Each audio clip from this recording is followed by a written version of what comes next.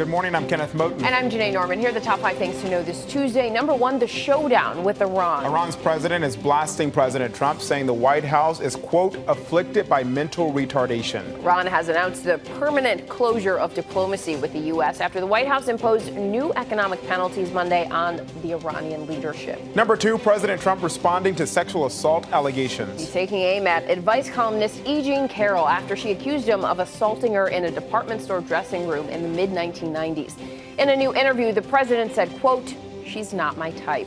On to number 3 now. Nearly 300 migrant children have been moved from a Border Patrol station in Clint, Texas, where conditions have been described as inhumane. The children were reportedly sleeping on concrete floors without adequate food, soap, or clean clothes.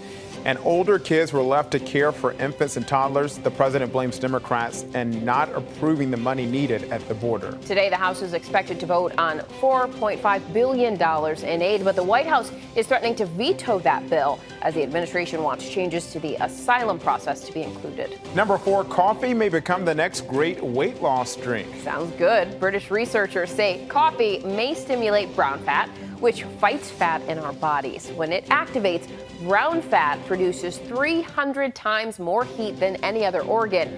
That heat burns calories. Researchers now plan to look at whether caffeine pills have the same effect. And finally, number 5, World Cup fever is spreading. Ticket prices for Friday's match between the U.S. and France are through the roof after a nail-biting win for Team USA. They advanced yesterday thanks to this 2 penalty kick goals against Spain. Right now, the least expensive seats for Friday's game are going for nearly $550 on StubHub. One pair of tickets is selling for $11,000. You got your coffee, ready to burn some fat? It's Morning America.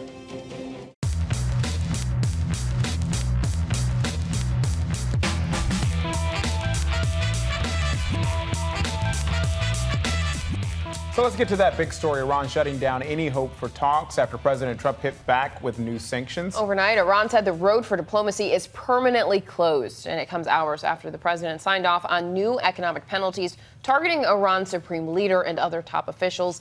And it comes just as the president claims he will not need congressional approval if he decides to take military action. ABC's Trevor Ault begins our coverage from Washington. Good morning, Trevor. Good morning, Kenneth. Good morning, Janae. Yeah, just this morning, National Security Advisor John Bolton, who our sources say wanted the president to launch a strike against Iran last week, is now saying that the U.S. wants to negotiate with Iran. They just need Iran to walk through that open door. But Iran is, of course, now saying that is not going to happen because of the actions taken by the Trump administration.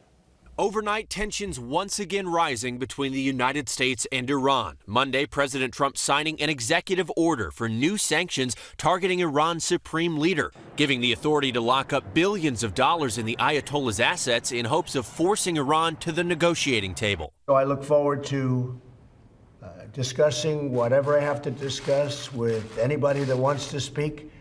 In the meantime, who knows what's going to happen? I can only tell you we cannot ever let Iran have a nuclear weapon, and it won't happen. So far, those new sanctions appear to have led to the opposite of their intended effect. Overnight, a spokesman for Iran's foreign ministry calling the president's order fruitless and saying the sanctions mean the permanent closure of the road of diplomacy. Iran's ambassador to the United Nations saying the U.S. has no respect for international law and order. You cannot start a dialogue with somebody who is threatening you, who is intimidating you. With limited options moving forward, the threat of war remains a possibility. CNN now reporting Senate Democrats are weighing a filibuster on the annual defense policy bill to try to force a vote on an amendment requiring the president get congressional approval before launching any potential attack against Iran. House Speaker Nancy Pelosi says the president already needs Congress to sign off on a strike, but the president telling The Hill he doesn't think so. I like the idea of keeping Congress abreast, but I wouldn't have to do that. Monday, the United States presented evidence to the UN Security Council of why they believe that the drone Iran shot down last week was flying in international airspace. But Iran says they have what they say is irrefutable evidence that it was flying in Iranian airspace, and they wanted to present it, but they were not allowed in the hearing. Janae, Kenneth? And Trevor, in addition to lashing out against those sanctions, Iran's president is now taking a personal shot at President Trump, saying he's afflicted by mental retardation. Yeah, so this is a new level of inflammatory statements that we have not yet seen between the United States and Iran. The president of Iran, on top of calling the sanctions outrageous and idiotic, he said it's the White House that is afflicted by mental retardation. You cannot imagine this is going to be good for the presumed diplomacy, even though Iran has said that that road is shut down. But also, this is not the first time that a world leader who the president was sparring with has made comments about his mental capacity. We know in 2017, Kim Jong-un, North Korea's leader, called him mentally deranged, and now the president calls him a friend. So while, of course, it's not going to make things go more smoothly, it might not be a deal breaker for President Trump. That is a good point, Trevor. We have seen these war of words before. Trevor in Washington, thanks so much for joining us this morning. Thank you. Anytime. And some other headlines we're watching. The Treasury Department's Inspector General is launching an investigation into why the Trump administration has delayed placing Harriet Tubman on the $20 bill. Treasury Secretary Steve Mnuchin blames the delay on the need to boost security features to prevent counterfeiting. But Democratic leader Senator Chuck Schumer isn't buying that explanation and asked the Inspector General to investigate. The LA Dodgers say they will be extending the safety netting at their stadium. That announcement just a day after a girl was hit in the head by a foul ball. She was seated along the first baseline just beyond the current safety netting at the stadium. The team didn't give a timeline for when that net extension would be in place. For now, sales at the CarMax in Bakersfield, California have gone up in smoke. A brush fire destroyed or damaged 86 vehicles, totaling more than $2 million.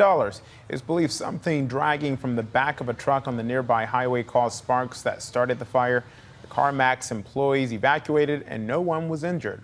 One of the biggest wildfires in the U.S. right now is the Woodbury fire in central Arizona. State forestry officials posted this time-lapse video of the fire advancing over the weekend. At this point, it's burned nearly 113,000 acres in the Tonto National Forest northeast of Phoenix, and it's about 48% contained. We turn now to the family of a missing mother from Connecticut, speaking out, denying a theory that she staged her disappearance. Jennifer Dulos hasn't been seen in more than a month. A lawyer for her estranged husband, who's charged in her disappearance, says Jennifer may have been motivated by the story behind the hit movie Gone Girl.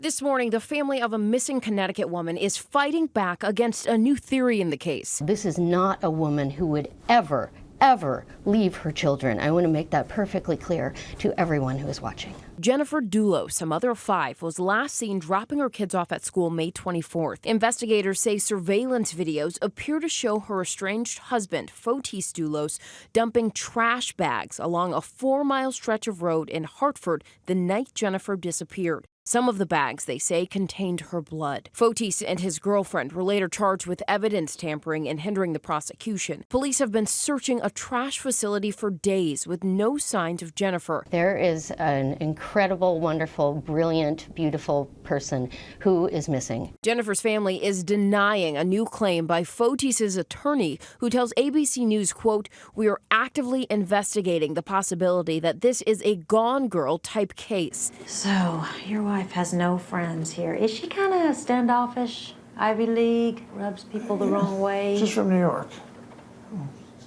She's complicated. That reference is to the 2012 best-selling book turned film about a wife who fakes her own disappearance, framing her husband. Fotis' lawyer says Jennifer wrote a Gone Girl type novel years ago, but her family says she wrote the unpublished book back in 2002, long before meeting Fotis. They called the defense's theory a smokescreen. I think that drawing any comparison to a work of fiction does an incredible disservice to the family, and especially to the children, but to everyone who cares about Jennifer, because this is not a film, this is not a novel, this is our real life.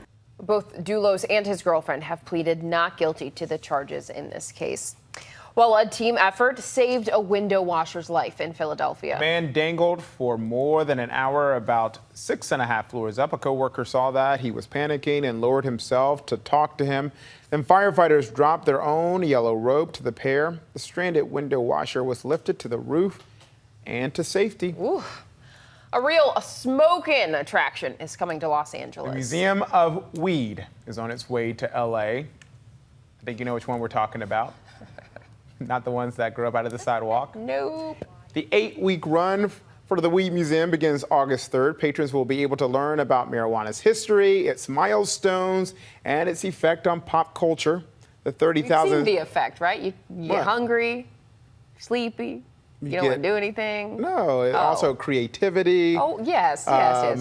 Relieves. Oh, because of the different strains? Stress. That's how that works? The 30,000 square foot museum will include what are described as immersive exhibits as well as a plant lab. And there's also a tasting section or something? Smoking section. Sure. They have the smoking section, yes. All right, so Microsoft founder Bill Gates says the biggest mistake of his career was not pushing harder on smartphones. Windows Mobile actually came out years ahead of Apple iOS and Google's Android, but Gates says he didn't give mobile the support it needed. He estimated that his mistake, get this, cost Microsoft about $400 billion. So what's also interesting about this is that one of the executives at the time told him, oh, don't worry, they're not going to corner the market or this won't be a big deal. Essentially, no, this is a waste. Don't go into that. Well, fast forward all these years, all these smartphones. Apple phone. $400 billion. Apple iPhone has really lasted, hasn't it? Yeah, I guess so. Coming up, the cost of the royal family to British taxpayers. Why they've run up a higher bill this year than in the past. They keep leaving the lights on. More after this.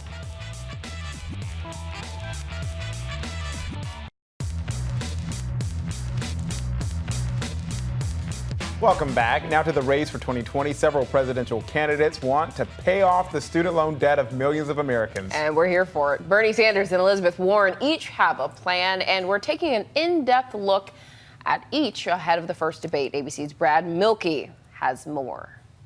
Hey guys, campaigns are expecting each candidate to get barely 7 minutes to talk at this week's first Democratic debate, which means you got to choose the topics you care about. And the topic a lot of Americans care about is student debt.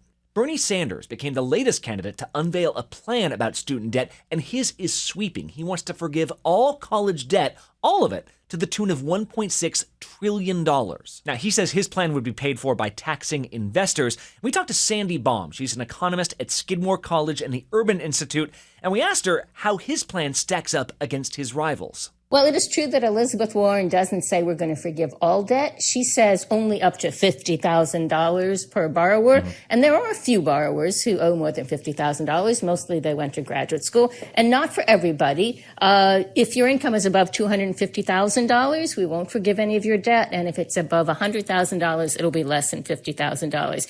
But that's most people. I mean, that's a lot of people. And the reality is that most people who have student debt actually owe less than $10,000. Most people who default on their student loans owe less than $10,000. So they don't need all that forgiveness. They're going to get a small check. They're going to be very grateful for it. But the people with the lower incomes are not people who went to college long enough, by and large, to borrow that much money. And she basically said, college debt is truly a crisis for a lot of American families. But she also said lots of Americans are suffering from debt right now. Are graduate students really the neediest ones out there? Now, proponents would say this would kickstart an entire generation and therefore the larger economy with it. We'll have a lot more on just what these plans would look like on Start Here later this morning. Listen on Apple Podcasts or your favorite podcasting app. Janae, Kenneth? And when it comes to student loan debt, it really shouldn't be a Republican or Democratic issue. I mean, we're here for it because it should be. We're here to get rid of student loan debt. It should be someone's plan. Yes, someone. I mean, someone, please. Yep. I mean, so many Americans and young people are drowning in debt. Right. We said that making a joke about it, but you're absolutely right because this impacts, Americans across the gamut. Right. So many people. Right. So any plan would do. Well, let's go across the pond now to the London Bureau, where Lama Hassan is keeping an eye on the biggest international news. Good morning, Lama. So let's start in Vietnam, where an American man has been sentenced to 12 years in jail for what was described as an attempt to overthrow the communist nation's government. Yeah, good morning to you guys. This is an interesting case. This is a case about a 55-year-old man called Michael Nguyen, who was born in Vietnam but moved to the States when he was a kid. So that makes him an American citizen. And he would go to Vietnam every year to visit family and friends. But last year, in July, he was arrested for attempting to overthrow the state. Now, his lawyer says that there's absolutely no evidence showing him of planning or being in the planning stages of of attacking government officers with petrol bombs. We understand that he's been sentenced now to 12 years in prison.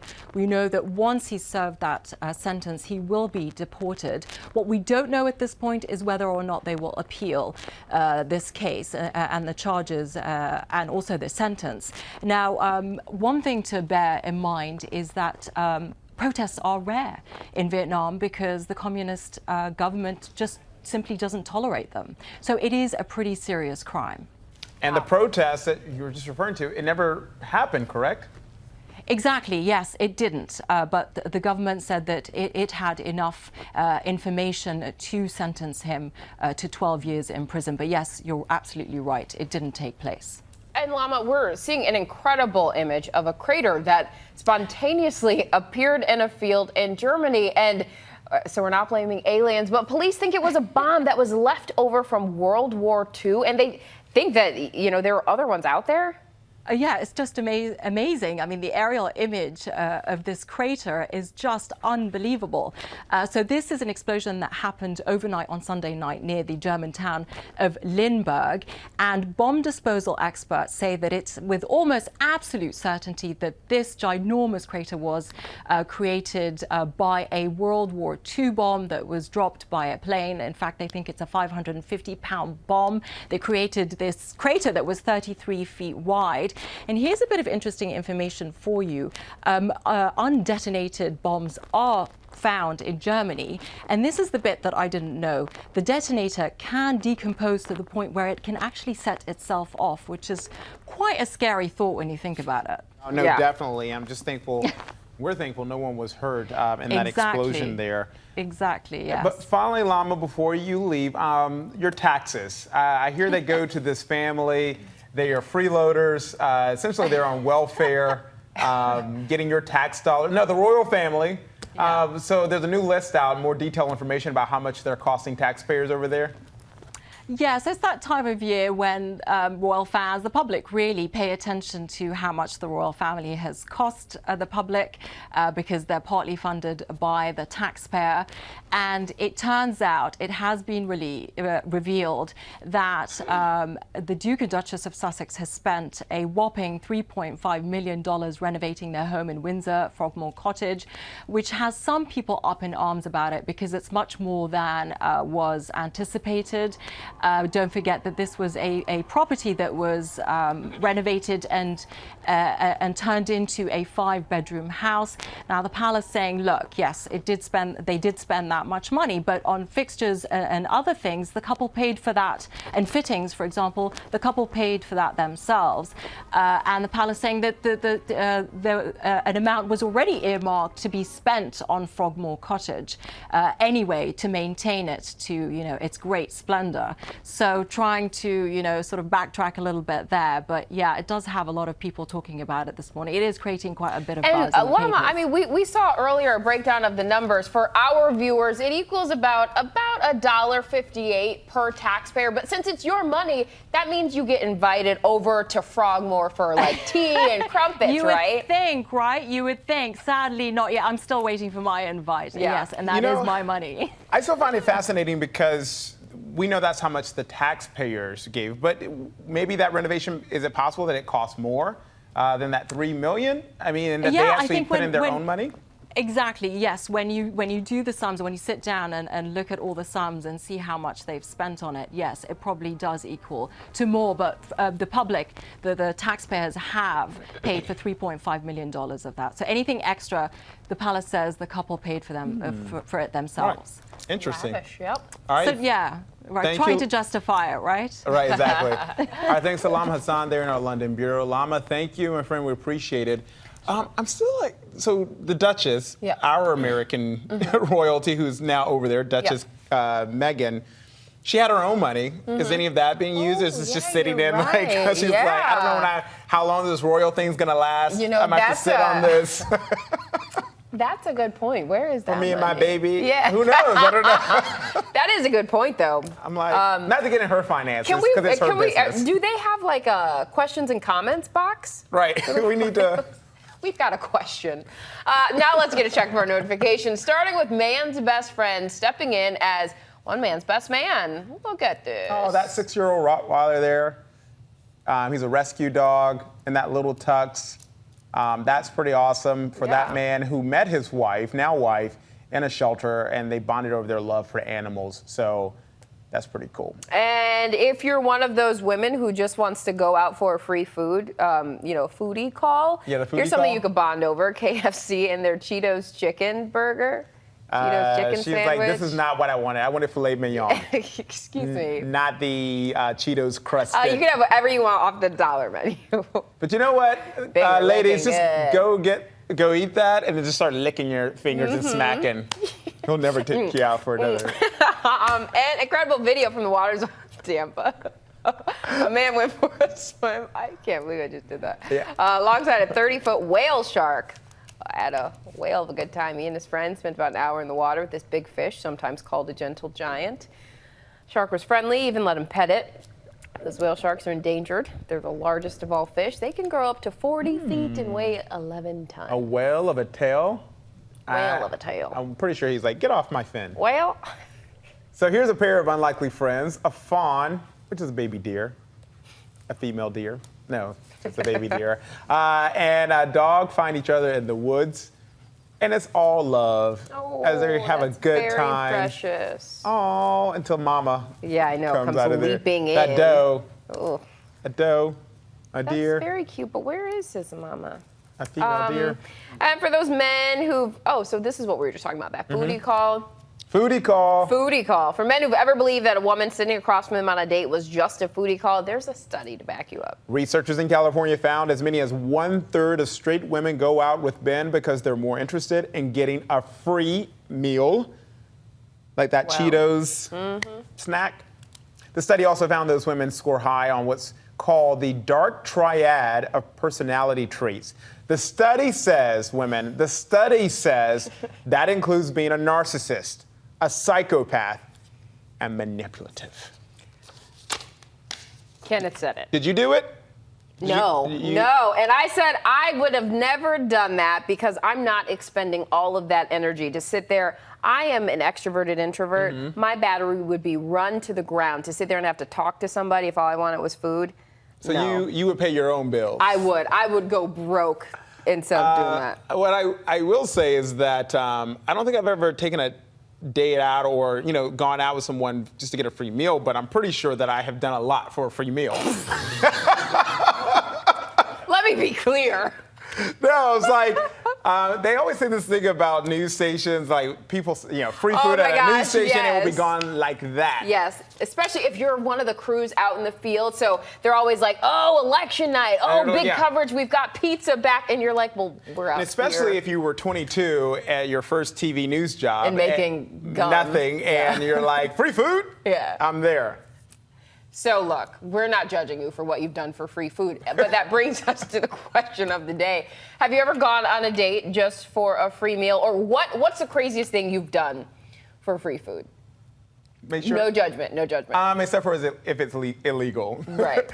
Only the legal stuff, please. Oh yeah, none of that. Who was that? None of that Jameis Winston crab legs down at I think I remember that. He allegedly stole some crab legs. None of that for free. Don't tell us about that. But anything Tell legal. us your story in the comments or tweet us at ABC News Live and be honest and legal, please. Please. Coming up, the new video released in the Jussie Smollett case. Why the Empire actor may be facing new charges after this. Here's what to watch out for today. President Trump will award the Medal of Honor to Staff Sergeant David Bellavia, who single-handedly saved his entire squad when they were pinned down by insurgents in the 2004 Battle of Fallujah in Iraq. Activists plan to hold a rally in the Senate rotunda to demand funding cuts to ICE and Customs and Border Protection amid the controversy over conditions at migrant detention facilities. And fans of the late king of pop, Michael Jackson, plan to honor the singer on the 10th anniversary of his death. Fans will gather at Circle of Love at Forest Lawn Cemetery in Glendale, California. Plus, don't forget to tune into The Debrief for an update on all our top stories in the briefing room for a breakdown of the latest headlines in politics. Now to the newly released video evidence in the Jussie Smollett case showing the actor with a noose around his neck. Police have shared nearly 70 hours of video after investigating the attack on Smollett, which they determined was a hoax. They blurred his face because at the time he was considered a victim. But as ABC's Elizabeth Hur reports, this case is far from over. Any weapons or anything inside the apartment? Chicago police releasing this new video showing the moment officers respond to Jussie Smollett's report of an assault. Smollett seen here still wearing the noose he claims his attackers put around his neck. Do you want to take it off or anything? Yeah, I do. I just wanted to see. Police then informed the actor a police body camera is recording their exchange. Smollett is then heard asking the officers to turn the camera off. This is part of some 69 hours of surveillance and other images released by Chicago police in response to media requests, including ABC News. The video clips showing Smollett on the night of the alleged racist and homophobic attack back in January, but the supposed incident itself not on camera. For weeks, authorities investigated. Today, we have no reason to think he's not being genuine with us. But police eventually concluded Smollett orchestrated the attack. Police also releasing this new video showing the arrest of the alleged attackers. Two brothers who were extras on Smollett's former show Empire and who police say Smollett hired to carry out the assault. Smollett was charged with 16 felony counts, but those charges in a controversial decision were later dropped by the prosecutor. Just last week, an Illinois judge appointed a special prosecutor to review this case. Meanwhile, Smollett has always maintained he is innocent. Elizabeth Hur, ABC News, New York. Well, that case, things just keep coming out. It's like a drip, drip, drip, and there could be more charges. But and the investigation now into how it was handled, because of course there was a lot of criticism when the prosecutor decided to drop the case. So we will see what comes next. But thanks to Elizabeth for bringing us that piece. And that is how we will end today with you. Thank you for joining us. We will see you tomorrow. Bye.